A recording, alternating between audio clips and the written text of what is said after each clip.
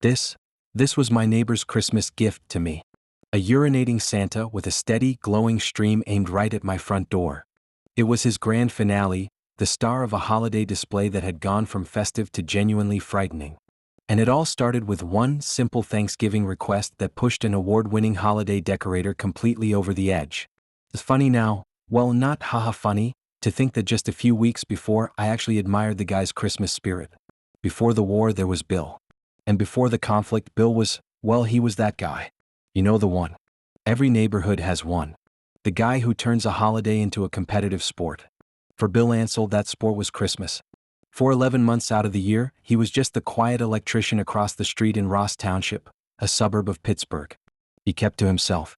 You'd see him in the yard, maybe get a nod. That was it. But come November 1st, a switch would flip. Our street, Fairley Road, is a small, quiet loop. It's the kind of place you move to for peace, a place to raise your kids, which is exactly what my wife Joanne and I did 30 years ago. We thought we'd found our little slice of normal. For years, Bill was just a quirky part of that normal. His house was the only one in the center island of our circular street, which gave him this massive, awkward oval of a yard to play with. And boy did he play. I have to give him this. The man was an artist. His displays were legendary in our part of Pennsylvania. We're not talking a few strings of lights and a plastic snowman. We're talking tens of thousands of lights, all synchronized to music. Inflatables bigger than my car. Reindeer on the roof, carolers on the lawn. It was a full-blown winter wonderland that brought a lot of joy to a lot of people. He would even collect donations for Children's Hospital and the Salvation Army. It was spectacular. People drove from miles away just to see it. And honestly, for the first few years we loved it. It was fun. Our kids were little and their faces would just light up. Who wouldn't want to live across from Santa's unofficial workshop? We'd make hot chocolate and watch the cars cruise by, people pointing in awe. Bill would be out there, tinkering, basking in the glow. He wasn't just decorating his house. He was putting on a show for the whole community. He was a Christmas fanatic. But then the kids grew up. And after a while, you know how it is. The show got bigger. The crowd swelled from a few dozen cars a night to 100. They weren't always polite. They'd block our driveway. They'd stand in the middle of the road, totally oblivious. The music, which was once charming, was now on a loop that drilled directly into your skull from dusk till late. Still, we put up with it. It was for the holidays. You don't want to be that guy, the one who complains about Christmas lights. You don't want to be the Grinch. So we'd politely ask people to move. We'd close the curtains. We'd tell ourselves it was only for a month. We coexisted. It wasn't perfect, but it was a seasonal truce. We had no idea that this fragile peace was about to be shattered by a turkey. Everything went sideways on Thanksgiving. In retrospect, asking Bill for a small favor that day was like poking a sleeping bear to ask if he could snore a little quieter. See, the problem was that Bill's setup began the day after Halloween. By Thanksgiving it was in full, blazing glory. That year my wife's entire family was over. Her sister was in from California, her elderly parents had made the drive. We were all trying to have a conversation around the table over the faint, tinny loop of Jingle Bell Rock from across the street. Our dining room has a big bay window facing Bill's house.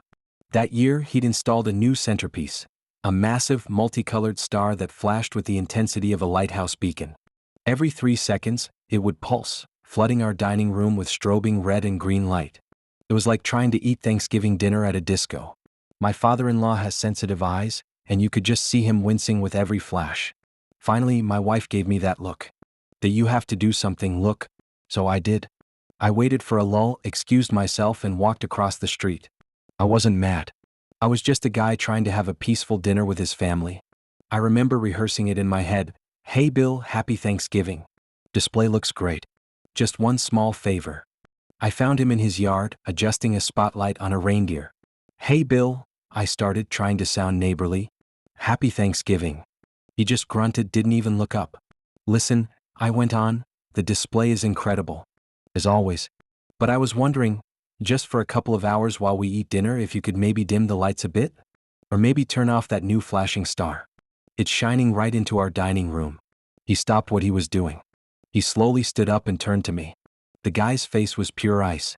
He just stared at me for what felt like a full minute. "You don't like my lights?" he said, his voice low and flat. "No, not at all," I said quickly. "They're great. It's just for a couple of hours. Just during dinner." He took a step closer. For years, he said, his voice getting tight, I bring joy to this neighborhood. Kids love it. I do this for them. He gestured at his glowing kingdom. And you want me to turn it off? Not off, I clarified, my own smile feeling pretty strained. Just tone down. Temporarily. He just shook his head with this look of complete disgust. Unbelievable, he muttered. He turned his back on me, went back to his reindeer and said, the lights stay on.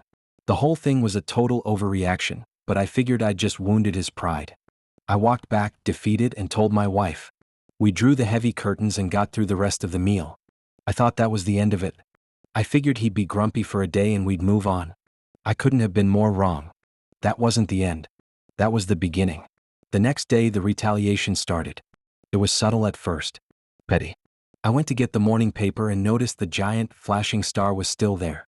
But now, it was flanked by two enormous floodlights, the industrial kind, both aimed squarely at our dining room window.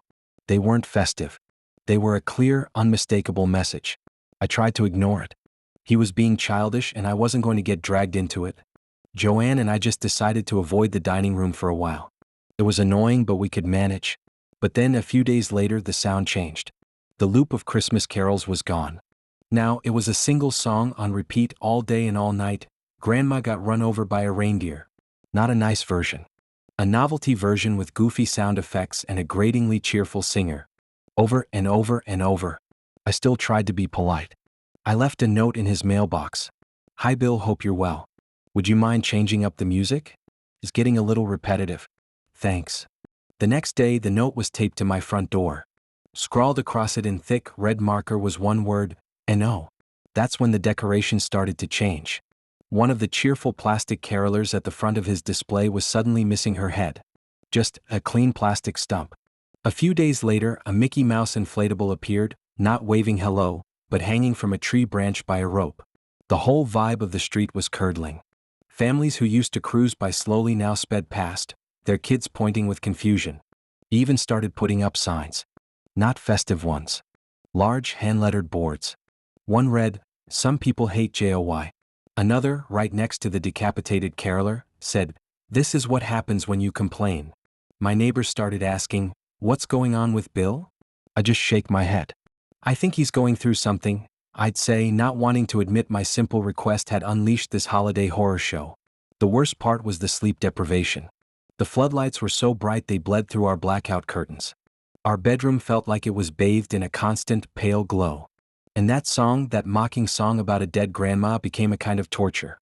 It was the last thing I heard at night and the first thing I heard when I woke up. The guy was giving new meaning to the word relentless. About a week into December, things went from bizarre to genuinely scary. The passive aggression was over. This was active psychological warfare. The floodlights weren't just on all night anymore. He started blasting them into our windows at random hours. It would be 3 a.m., dead silent, and suddenly our bedroom would light up like a helicopter searchlight. It was designed to keep us on edge. He'd make loud noises too, the bang of a hammer, the roar of a power tool for just a few seconds, just enough to startle you out of your sleep. By now, the yard was a junkyard of festive horror. Blue plastic tarps held down piles of broken toys and mangled decorations. A snowman lay on its side, looking like it had been run over by a rusty tricycle. The Virgin Mary from a nativity scene was knocked to the ground. The whole display was now dedicated to his anger. He put up a huge banner, This display is dedicated to Ross Township. Shame on you for destroying my display that brought so much joy and happiness to so many people. He wasn't just targeting me anymore, he was targeting everyone. The signs got personal and vulgar, attacking the township and neighbors by name. One sign was dedicated to Joanne and me, using our last name, calling us enemies of Christmas. We couldn't even repeat some of the things they said. It was humiliating. Our quiet little street was the stage for one man's public meltdown. We felt like prisoners in our own home. We stopped using the front of the house. We kept the curtains drawn tight, day and night. How do you explain to your friends that the man across the street has a decapitated choir and a hanging Mickey Mouse in his yard? The value of all our homes was plummeting. One family decided to rent out their home at a loss just to get away, a move to get their normal lives back. I tried talking to him one last time. It was a stupid, desperate move. I saw him outside and walked over, my heart pounding. Bill, this has to stop, I said. You're terrorizing the neighborhood. He turned to me and I saw the full extent of his rage. It wasn't just anger, it was pure hatred. I used to have a beautiful Christmas display, he snarled. They hated it. You hated it. This is my display now. He pointed a finger at my chest. You have no idea what you started. Then he said something that chilled me to the bone. There would be bloodshed if anyone touched anything on his property. I later learned from police reports that he kept loaded guns in his house, always within arm's reach. I backed away slowly. There was no reasoning with him. He was completely unhinged. The man who loved Christmas was gone, replaced by a bitter man determined to ruin the season for everyone. To feel any holiday spirit, we had to go somewhere else, anywhere but our own home. The final straw came during the second week of December, the absolute peak of his madness. I came home from work one evening and there it was, right in the most prominent spot on his lawn, sitting on top of the old charity donation box.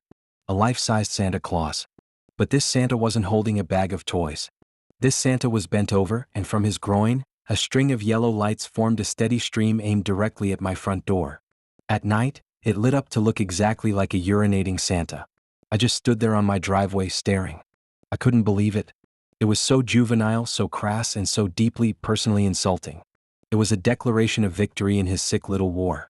He had taken the most iconic symbol of Christmas and defiled it into a monument of his contempt. That was his gift to us. That was it. The breaking point. The line had been crossed so many times I couldn't even see it anymore. My wife saw it from the window and just burst into tears. We couldn't live like this. The feeling of being powerless in your own home is one of the worst feelings in the world, and I'd been feeling it for weeks. My first instinct was rage. I wanted to march over there and tear every single light down. But I knew that's what he wanted. He was baiting me. The bloodshed threat was echoing in my mind. A physical fight with an armed, unhinged man was a losing game. So, we did the only thing a reasonable person could do. We called the police. Again. This time, we told them about the targeted harassment, the vulgar signs, the floodlights, the threats. We described the urinating Santa. An officer came out. He looked at the display, took some notes, and shook his head with a look of pity and frustration. He came back over to me. Look, he said, I get it. This is a lot. But honestly, his yard is his property. The signs, as vulgar as they are, fall into a gray area of free speech. We can cite him for noise violations, but it's hard to enforce. He's not technically breaking any major laws. I was dumbfounded. So he can just terrorize us? This is fine? The officer sighed. Your best bet is to go to the township. Code enforcement. That's who deals with this sort of thing. Signs, debris in the yard, that's their department. So that was our revenge. Not some dramatic, movie-style confrontation. Our revenge was bureaucracy. It was phone calls, emails, and official complaints with Ross Township. It felt deeply unsatisfying, but it was our only move. We documented everything. We took photos of the signs, the hanging Mickey, and of course the urinating Santa. We got our other neighbors to file complaints too. It wasn't the epic climax I might have fantasized about, but it was a decision to fight back with the only weapons we had left: rules and regulations. Our paperwork-fueled revenge was a slow burn. We went to the township, showed them the photos, and presented a united front of frustrated neighbors. And the township did what townships do. They moved slowly. They sent bill letters. They cited him for code violations over the debris and signs. He was eventually ordered to pay a fine, but he just ignored the court orders to clean up his yard. For a while, it felt like we had done all that for nothing. It was maddening. It felt like the authorities were powerless or just unwilling to do anything meaningful. The local news even got involved. A TV crew came out and our little street was on the evening news. They showed blurry images of the profane signs and interviewed neighbors who said they felt like hostages in their own homes. Bill, of course, refused to talk, but his signs did the talking for him. The story cast a spotlight on us, but it also seemed to fuel Bill's sense of righteous indignation. The climax of his defiance came when he relit a massive 4-foot-high string of lights on the side of his house that spelled out a profane message to the entire township. One new neighbor jokingly called it the Hollywood sign of Ross Township. But then something shifted. Maybe it was the sustained pressure. Maybe it was the threat of escalating fines. Or maybe he just ran out of steam. One day the giant profane sign went dark. It was a small victory, but it was something. The township continued its legal actions, and though Bill fought it all the way to the state court and lost, the enforcement remained frustratingly lax. He was ordered to clean up, but for years he just didn't. There was no Christmas miracle on Fairley Road. The story doesn't end with Bill seeing the error of his ways and inviting us over for figgy pudding. The hostile display in some form remained for years. The blue tarps, the broken toys, the general air of menace, it just became the new normal. The urinating Santa would come and go, but the memory of it never left. The war ended not with a bang but with a long drawn-out whimper. Over time, the most offensive items disappeared. The targeted harassment lessened. The relationship is and will always be broken. We don't speak. We don't make eye contact. He's the angry man in the house in the middle of the loop, and we're the neighbors living on the perimeter of his self-imposed bubble. What did we learn? We learned that you can't reason with unreasonable people. We learned that the holiday spirit can be twisted into something ugly. And we learned that sometimes you have to fight for peace in your own home, even if the fight is tedious and unsatisfying. Our community, which had been fractured by all this, slowly came back together, bonded by our shared, bizarre experience. We started our own little traditions, small light displays that were a quiet protest against his darkness. Our street is quiet again for the most part. But every year as Thanksgiving gets close, I feel that knot in my stomach. A lingering fear that the nightmare before Christmas could start all over again. We won, I suppose. But it was a victory that cost us our peace of mind for a very long time. If you've ever had a neighbor from hell or a holiday that went completely off the rails, let me know I'm not alone in the comments below. This kind of thing seems unbelievable, but as I found out, it's all too real.